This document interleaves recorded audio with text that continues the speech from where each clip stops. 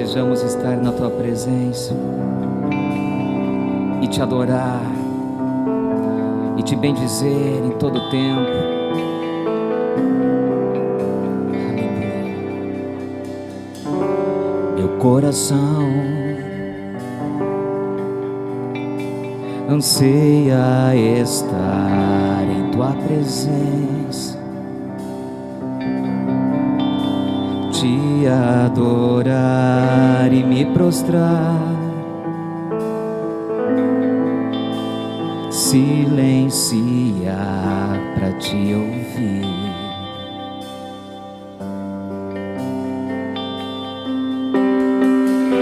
Jesus, me leva na direção do avivamento prometido em Tua palavra, que me sustenta e me põe de pé para Te servir.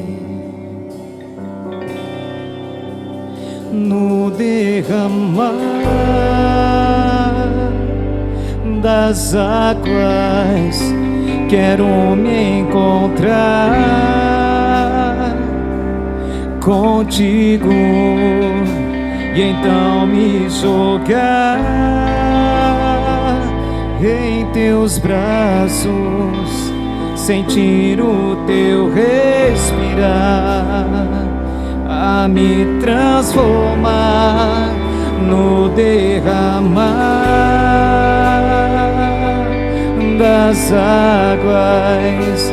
A Tua presença me envolve, pois na plenitude do Teu ser, aleluia, eu vivo a Tua unção, o Teu querer santifica-me.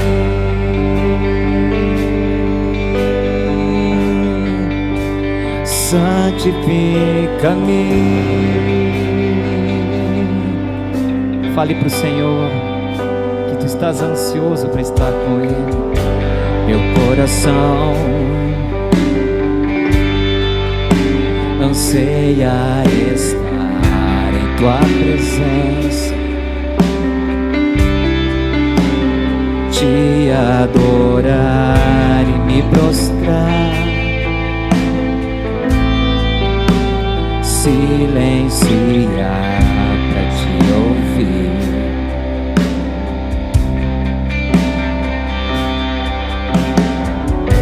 Jesus, me leva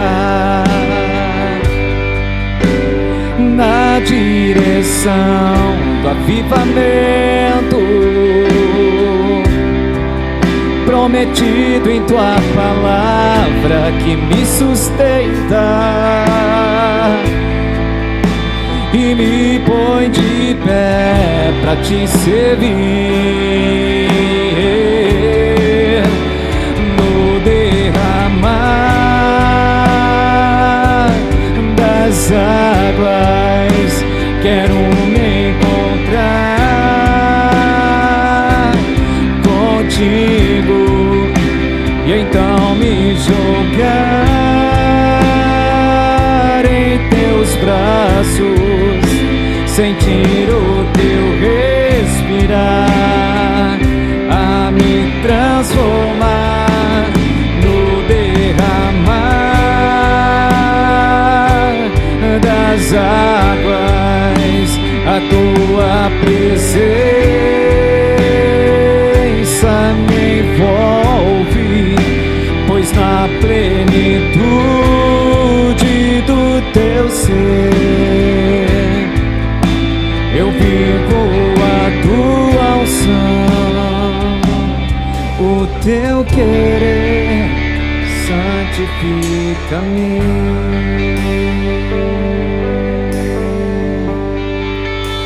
Santifica-me. Nós temos essa certeza, Senhor, que só na Tua presença Nós somos santificados, Pai. E nós cremos que o avivamento já chegou, o avivamento da última hora, antes do toque da última trombeta. O avivamento está tocando a terra, Senhor. E todos aqueles que estiverem sensíveis, com o coração voltado ao teu altar, ao teu trono, vão viver o sobrenatural do Senhor. O Senhor está contando com você. O Senhor está contando com você. Abre teu coração. Sabe que o Senhor Ele sabe como trabalhar dentro do nosso coração. Ele sabe o que deve ser feito para que você possa estar vivendo numa dimensão muito maior e mais profunda das águas do Espírito. Que o derramar das águas do Santo Espírito venha tocar o teu lar, venha tocar a tua casa, o teu trabalho, onde quer que os teus pés pisarem.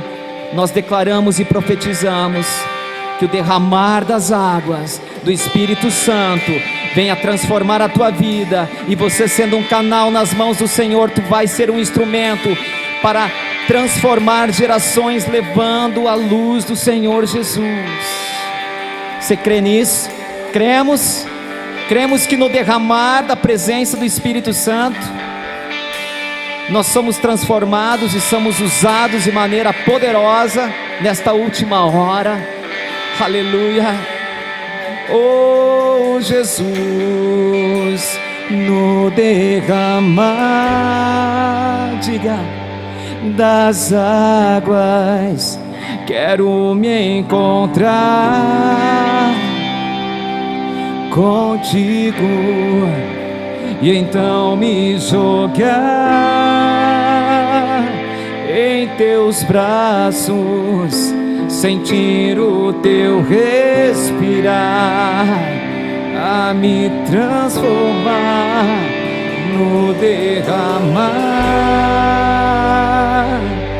das águas. A tua presença me envolve, pois na plenitude do teu ser eu vivo a tua unção, o teu querer santifica-me.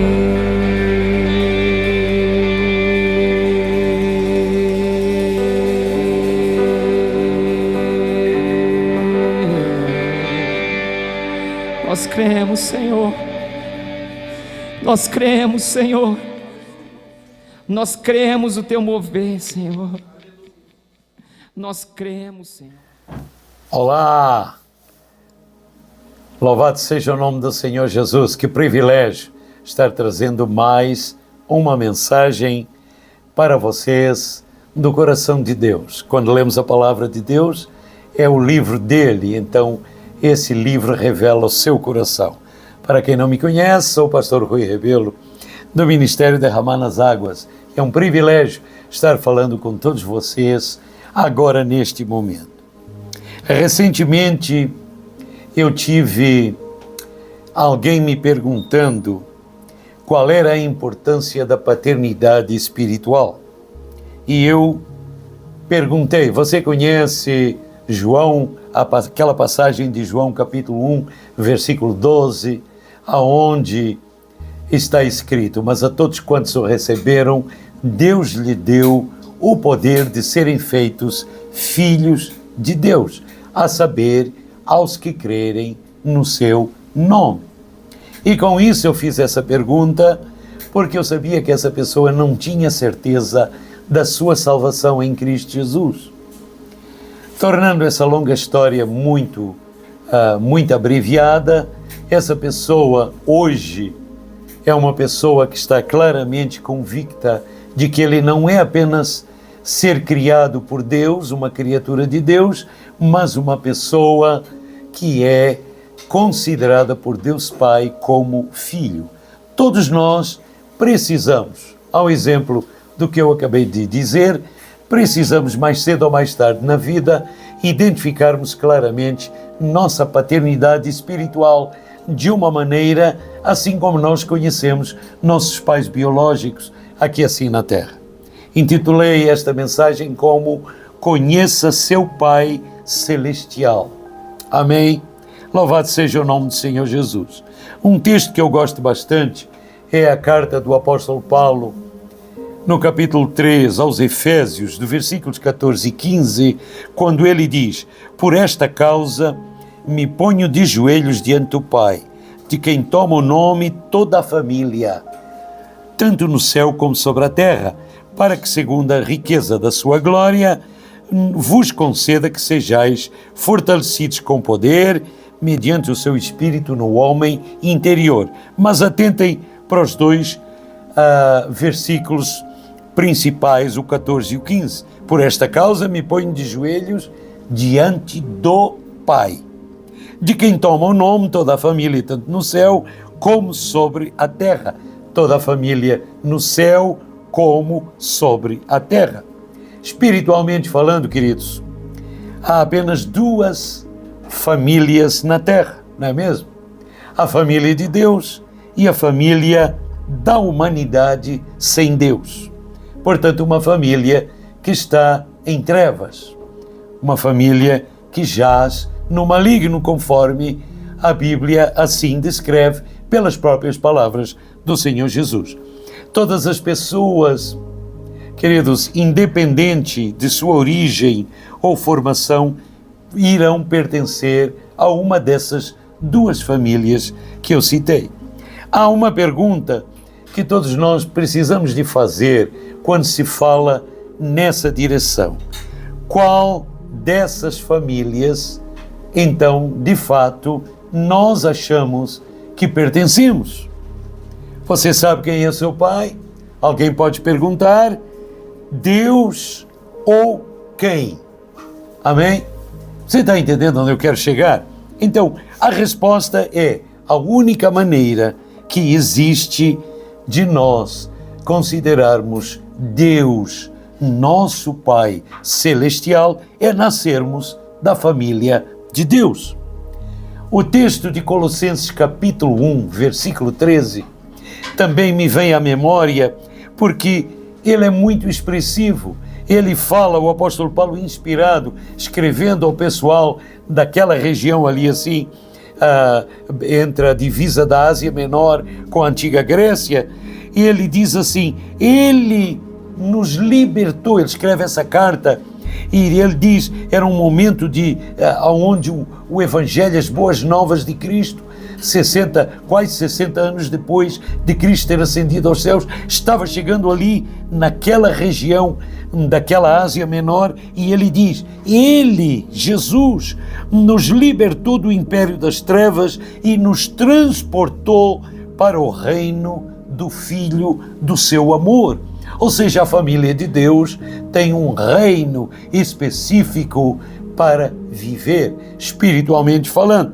Hoje não vamos falar exatamente acerca do reino dos céus, dos quais o rei desse reino é Jesus Cristo. Mas é importante nós salientarmos que o próprio Senhor Jesus, quando teve aquele homem religioso procurando ele de noite e perguntando: mestre, como é que eu posso herdar a vida eterna?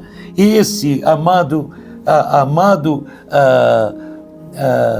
líder espiritual fez uma pergunta que de fato não tinha como Jesus deixar de lhe responder como respondeu: se alguém não nascer de novo, ó meu amigo, não pode ver o reino de Deus. Então, a realidade não é a nossa carne, a realidade não é a nossa alma. A realidade do que nós estamos falando é a nossa vida espiritual, portanto, o nosso espírito humano. Aceitar a Jesus significa um renascer do espírito humano da gente. E automaticamente somos transportados, de uma certa forma, quase literalmente, para pertencermos à família de Deus. Por quê? quem pertence à família de Deus tornou-se filho, porque nasceu do Espírito de Deus. Então isso, na realidade, é um início de crescimento espiritual. E esse crescimento espiritual, todo mundo precisa de conhecer Deus Pai através da sua palavra. Assim como nós, como nenês, somos amamentados com leite materno, e nós começamos a entender e conhecer a voz da mãe que nos está amamentando, assim nós precisamos de conhecer o nosso amado Pai Celestial através da palavra de Deus. Tem um evangelista que já partiu para a glória, um grande homem de fé, Smith Wigglesworth, que disse entre a Primeira e a Segunda Guerra Mundial, ele deixou isso escrito num livro, e ele dizia assim: eu não posso conhecer Deus através dos meus sentimentos. Eu compreendo Deus pela palavra de Deus, ou seja, pelo seu livro. O que o seu livro me diz quem é Deus? Você está comigo? Ok, então, como conhecermos o nosso Pai Celestial? Não podemos ficar com este livro fechado. Por mais que a gente possa falar e fazer orações específicas para nos aproximarmos de Deus, com arrependimento, etc., tudo isso é válido e é importante ser feito, mas isso não descarta a necessidade que temos de ler a palavra de Deus, que nos registra e nos instrui exatamente quem é o nosso Pai Celestial. Amém? Ok, então eu vou alimentar e construir rapidamente nas pessoas que me estão escutando agora. Rapidamente eu gostaria de construir digamos assim, uma estrutura, uma pequena estrutura de entendimento de alguns passos. No primeiro passo, conhecemos a Deus e compreendemos quem Ele é, lendo a palavra de Deus. Num segundo passo, ter experiência para conhecer a Deus está diretamente ligado às instruções desse mesmo livro, que nos dizem: se fizerem desta, daquela e daquela forma, você conhecerá melhor a Deus. Numa terceira instância, nós precisamos então de perceber que a mesma palavra que te mostra quem é Deus, ela também te instrui para que você perceba que esse Deus está acessível e sempre desejoso através do Espírito Santo que habita no seu e no meu espírito, de te ensinar e abrir totalmente sua compreensão para entender quem Deus é. João capítulo 3, versículo 16, é um versículo que todo mundo conhece, porque Deus amou o mundo de tal maneira que deu o seu Filho unigênito, para que todo aquele que nele creia não pereça, não morra, mas tenha a vida eterna. Então, o próprio Pai Celestial diz claramente nesse versículo que ama a humanidade de tal forma que entregou o seu Filho para pagar o preço por esse duro pecado e essa pecaminosidade que é toda essa, desde o início, a geração humana, que ele fez isso por extremo amor que ele tem. Inclusive, isso representa que ele não consegue fazer jamais acepção de pessoas. Ou seja, ele não distingue uma da outra e distribui de igual forma esse mesmo amor que ele tem. Muitos judeus, no tempo de Jesus, tinham alguma dificuldade em compreender Deus como um Pai de amor. Por quê? Porque só o conheciam como um Deus de lei e de justiça. Você está entendendo? Ok. E isso, hoje em dia também, muita gente não consegue enxergar Deus Pai como um Deus de amor, porque rodeados todos nós estamos com mais ou menos, digamos assim, acentuação das coisas que estão erradas à nossa volta. Na realidade, tem muita gente que vê tanto sofrimento e tanto horror de coisas erradas ao seu redor, que eles dizem: você quer me dizer que Deus é um Deus de amor? Olha todo esse horror que está à minha volta. Ok, graças a Deus, em cidades, nos dias de hoje, nesse tempo em que nós vivemos no Brasil, pelo menos nós procuramos ambientes onde não se enxerga com tanta facilidade e essa dura realidade desse tratamento equivocado que os seres humanos têm uns para com os outros. Jesus mostrava esse lado paterno de Deus enquanto ele estava aqui na terra. Ele apresentava a natureza do amor do Pai. E ele também dizia, e ele revelava, que Deus era um Pai amoroso que cuidava também das nossas necessidades, assim como um pai aqui na terra cuida das necessidades dos seus filhos.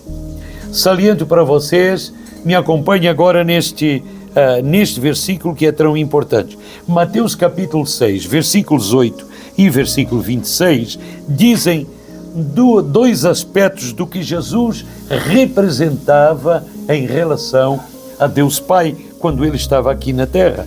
No versículo 8 ele dizia assim: não vos assemelheis, pois, a eles, ou seja, aquelas pessoas que não criam em Deus, porque Deus, o vosso Pai, sabe de que tendes necessidade antes que vocês façam isso como pedido, que lhe peçais, num português mais antigo.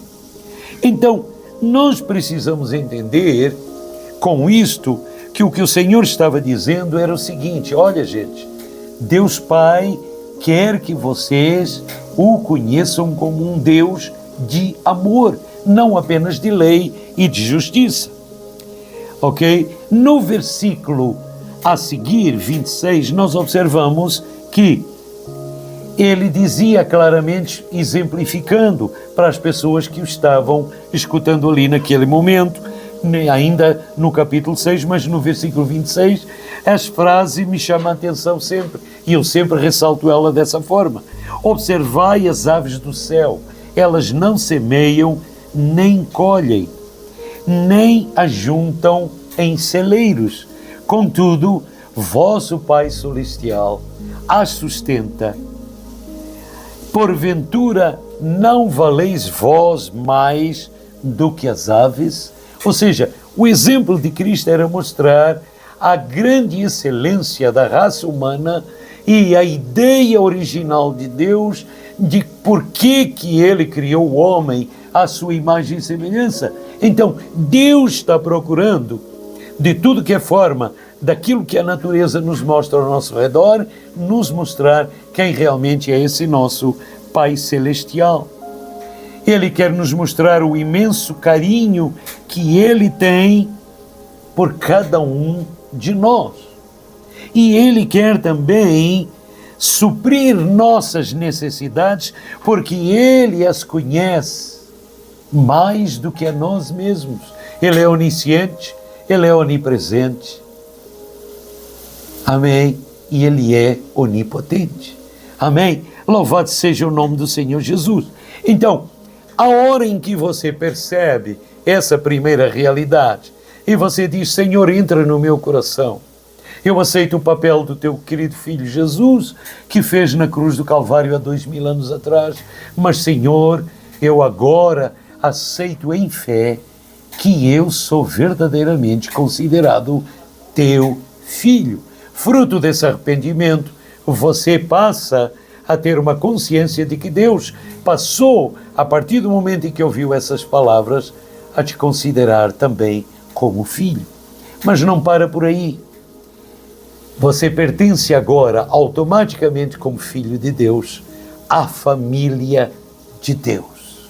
Deus não tem sobrinhos, não tem primos, Deus tem filhos. Amém? Louvado seja o nome do Senhor Jesus. Efésios capítulo 3, 14 e 15, é a palavra que eu li no início. O apóstolo Paulo ensina Deus como Pai e nós como família. Nosso relacionamento com o Pai, então, passa a ser agora íntimo como Pai, não apenas como de lei e de justiça, como um pai que nós conhecemos aqui assim na terra, fazendo uma comparação direta com os nossos pais terrenos, e um Deus real. Ele não é apenas um vapor, ou um vento, ou alguma coisa espiritual que anda por aí, que é muito superior a todos nós. Não, vamos cair e jogar na lata do lixo todos esses conceitos e preconceitos totalmente equivocados da realidade do que é que realmente representa Deus. Leia as Escrituras Sagradas e elas vão te dizer claramente isso que eu estou falando. Mas, abreviando, muita gente se retrai porque acha que Deus, de tão fiel e de tão justo que Ele criou as coisas, Ele é um Deus de justiça, que não tolera absolutamente erro algum. Mais uma vez, pense comigo, isso está errado. Porque se esse fosse o caso, Jesus, o Filho de Deus, não teria pago esse duro preço na cruz do Calvário, há 2000 anos atrás, para pagar o seu e o meu pecado. Ou seja, foi um resgate que Deus fez através do seu próprio Filho. Esse amor altruísta realmente nos fazem a gente respeitar e temer a Deus com santo respeito, porque não apenas Ele é justiça, mas Ele agora está demonstrando um amor altruísta inigualável, que quando a gente percebe esse amor do Pai, a gente jamais abandona Deus, jamais deixa o Filho Jesus de ser o nosso único e suficiente Salvador, e jamais deixamos de dar atenção ao grande Consolador do Espírito Santo que mora em nós e nos dirige no nosso dia a dia, para cumprirmos essa maravilhosa tarefa de levar essas boas notícias para os outros que nos escutam. Amém? Começando pelos que estão à nossa volta, os amigos, os parentes, os colegas de trabalho, de negócio e por aí vai. Amém? Agora, por que muitos façamos então essa pergunta? Por que muitas pessoas têm medo de colocar Deus em primeiro lugar? Você sabia que é uma realidade? Muita gente diz, não, eu temo a Deus, eu não posso colocá-lo em primeiro lugar em relação às outras coisas. Mateus capítulo 6, versículos 31 a 33, diz assim: portanto, não vos inquieteis, dizendo que comeremos ou que beberemos, ou com que nos vestiremos, porque os gentios, ou seja, aqueles que desconsideram Deus como seu Pai Celestial, é que procuram todas estas coisas, pois vosso Pai Celestial sabe que precisais de todas elas. Buscai em primeiro lugar o seu reino e a sua justiça, e todas estas demais coisas vos serão acrescentadas. Que coisas ele estava falando? Daquilo que comeríamos, daquilo que beberíamos, daquilo que vestiríamos, ou seja, as coisas básicas da vida para vivermos neste corpo aqui assim na terra. Então, precisamos entender o seguinte: há uma distorção. Eu temo a Deus porque se eu realmente não andar certinho, essas coisas vão ser retiradas de mim. É um erro pensar desse jeito. E o motivo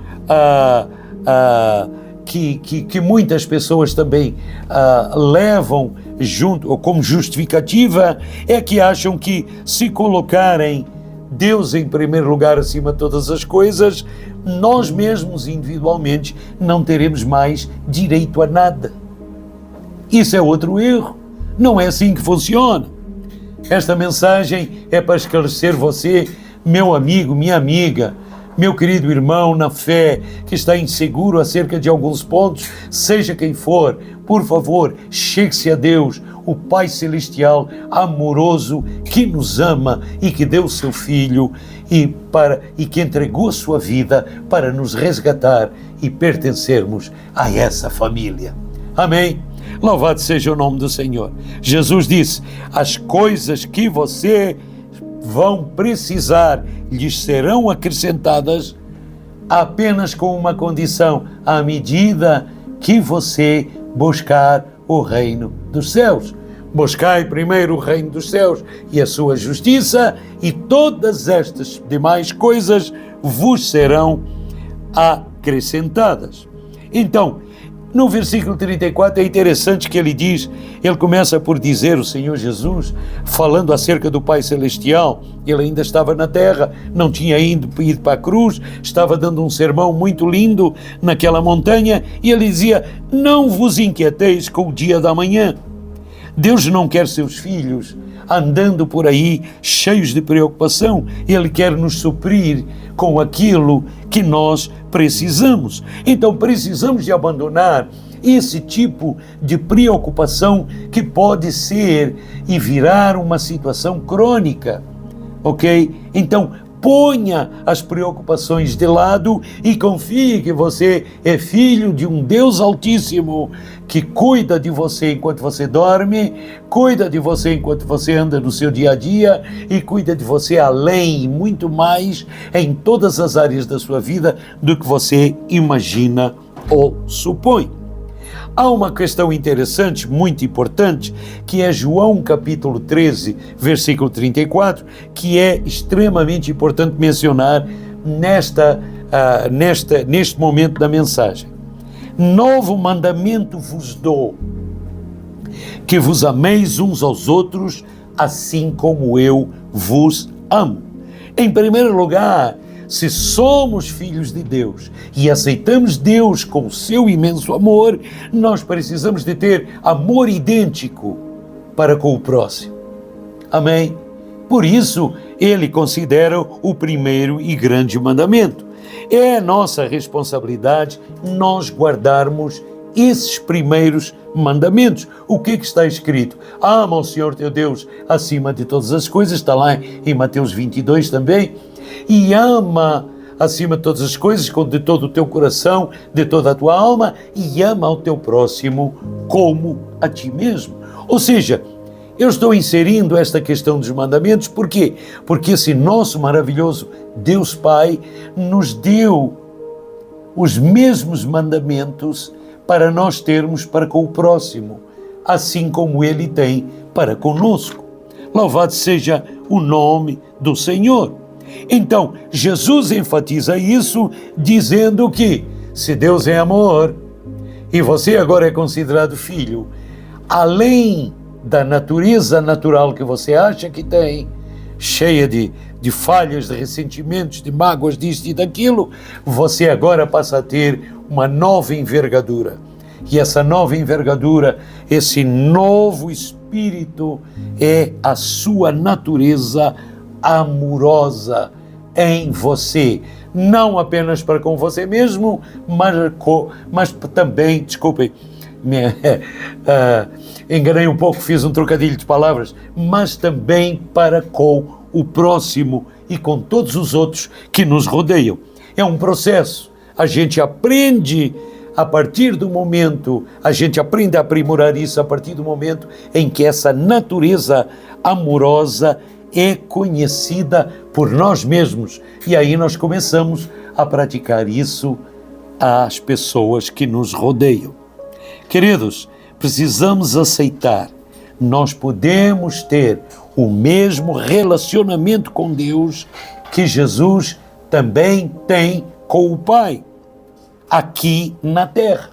Amém? Vou repetir de novo, nós podemos ter o mesmo relacionamento com Deus que Jesus tinha e tem quando Ele esteve aqui na terra. Eu já vou explicar, e essa é a última parte da nossa mensagem.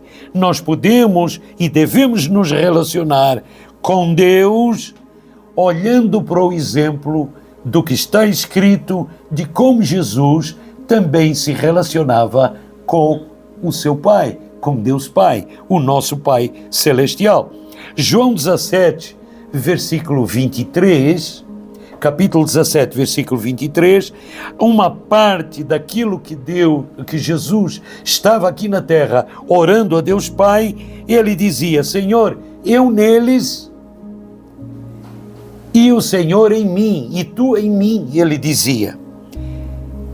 a fim de que eles possam ser aperfeiçoados na unidade, para que o mundo conheça que tu me enviastes e os amastes, como também amastes a mim. Então, eu saliento aqui dois fatos principais que são importantes da gente mencionar nesta altura, quando a gente percebe que, de fato, o Senhor Jesus estava falando com Deus para nós adquirirmos e entrarmos no modo igual a Ele, no relacionamento que Ele, Jesus, estava tendo com Deus. Então isso quer dizer que nós podemos fazer exatamente com Deus a mesma coisa que Jesus fez com o nosso maravilhoso Pai Celestial. Então, são dois fatos. Primeiro, Deus Pai não ama a Jesus mais do que amou você e a mim.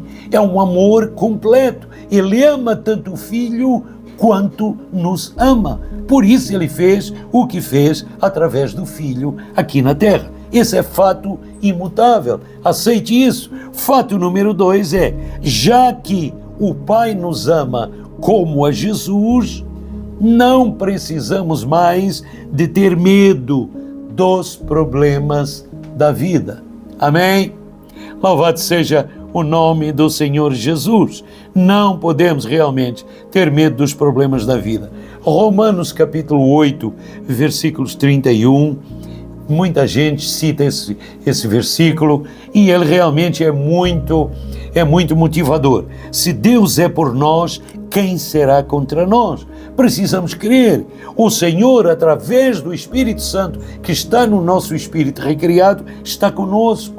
Agora mesmo, neste momento, Ele está com você.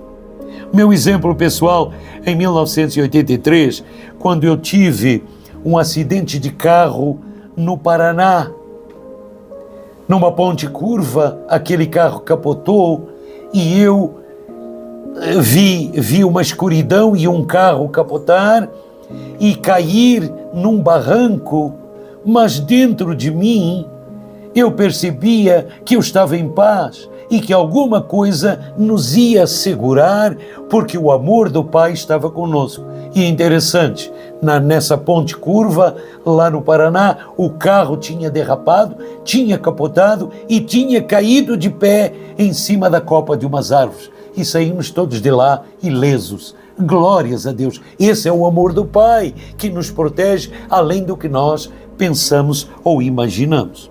Ok, queridos, então agora para encerrar, eu quero trazer nesses últimos minutos mais um aspecto de por que precisamos de enxergar Deus Pai da mesma maneira como Jesus ensina para nós termos esse tipo de relacionamento. E está em João capítulo 16, versículo 23, aonde eu percebo que da maneira como Jesus fala aqui, o Senhor nunca nos abandona. Uma vez Ele sendo nosso Pai, Ele nunca nos abandonará. Amém? Louvado seja o nome do Senhor, porque muita gente acha que por errar isto ou aquilo, Deus se afasta e eventualmente se abandona da gente. Não, abandona a gente? Não, de forma alguma, queridos. Ele diz assim no versículo 32, eis que vem a hora e já é chegada, em que sereis dispersos. Ele estava falando para o povo judeu no momento antes da crucificação, e realmente isso aconteceu 70 anos depois, em que sereis dispersos como um para a sua casa e me deixareis só. Contudo, não estou só, porque o Pai está comigo. A realidade, embora ele estivesse falando futuristicamente, ele estava também falando um tempo depois, aonde quando ele estava seguindo para a cruz, praticamente as pessoas já tinham abandonado a Jesus e tinham seguido ele e tinham entendido o amor altruísta, o amor incrível, o amor ágape, da palavra grega ágape, esse amor altruísta e imensurável de Deus Pai pela humanidade. Então, Jesus afirmava que o Pai estava sempre com ele. E realmente foi. O Pai estava sempre com ele. E nós precisamos também de aceitar que o Pai estava sempre e estará sempre conosco. Se o Senhor Jesus pôde dizer isso, nós também podemos dizer isso, porque o nosso Deus Pai nos ama como Ele ama a Jesus. Esta verdade, para quem crê em Deus, é uma verdade que tem que sair e extrapolar do conceito daquilo que muita gente tem acerca de Deus. Tem que sair do conceitual. Nós precisamos entender que Deus nos ama e nos prometeu que nunca nos abandonaria nem se afastaria de nós. Esse é o amor de Deus Pai. Você está conhecendo melhor agora, através dos versículos que eu estou lendo, ok? Acerca dessas maravilhosas características do nosso Deus Pai. Então, meus queridos, eu gostaria de trazer então para um encerramento esses pontos e gostaria de dizer para vocês, na realidade, a gente pode estar solitário nesta vida, mas nunca jamais sozinhos se conhecemos a Deus. Por quê? Por que que eu digo isso? Um dia eu me senti extremamente solitário, saindo de uma guerra civil lá em África, com os meus 14 anos de idade, para 15 anos de idade, não sabia realmente e não conhecia Deus Pai como realmente eu estando numa posição de filho. Ele, meu Pai celestial, meu Pai espiritual e eu, seu filho, aqui na terra. Mas à medida que eu fui aprendendo esses pontos, por isso que eu preparei essa mensagem, porque é praticamente um testemunho da minha vida. Então, eu posso dizer com Deus, com vocês, acerca de Deus. Eu comecei a ler a Bíblia para conhecer quem era Deus. Eu não comecei a ler a Bíblia para fazer isto ou aquilo, para andar mais em fé, mais isto, mais aquilo. Não. Esses procedimentos são todos importantes para se ler a Bíblia, mas eu comecei a ler a Bíblia para eu poder entender realmente quem é meu Deus Pai, quem é o meu Deus, quem é meu Pai celestial. O segundo aspecto era que eu estava numa autopiedade tão grande que eu não conseguia quebrar essa rotina. Eu comecei a ler a Bíblia também por causa disso. E outro aspecto também importante é que no meu íntimo eu precisava, ao ler a Bíblia, se realmente essa solidão ia sair ou não. Então nós precisamos de ter uma certeza, uma sensação no íntimo que nunca mais estaremos sós. Já estamos chegando quase no finalmente e eu quero trazer apenas para você este último e quarto ponto, que é, se nós realmente temos uma sensação no íntimo que nunca estamos só e que estamos realmente à luz da palavra de Deus, lendo a Bíblia, pensando a respeito, meditando nela, de quem é realmente nosso Pai Celestial, então nós podemos agregar a isso que o amor de Deus está contido em tudo aquilo que nós estamos lendo, que Ele é para todos nós. Por exemplo, você já viu, vou dar um exemplo prático, você já viu algum filme aonde alguma criança se perde dos pais, por exemplo, num shopping center? Você já viu algum filme que relata esse tipo de situação?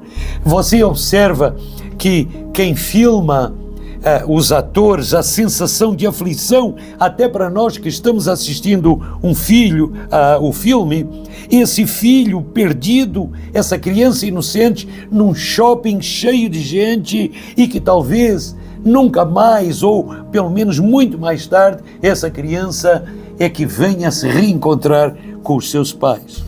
Nós sabemos que é apenas um filme e que essa sensação foi apenas criada ali no momento para criar aquele dilema da gente poder sentir um pouco o drama do que é uma criança perdida em um shopping center.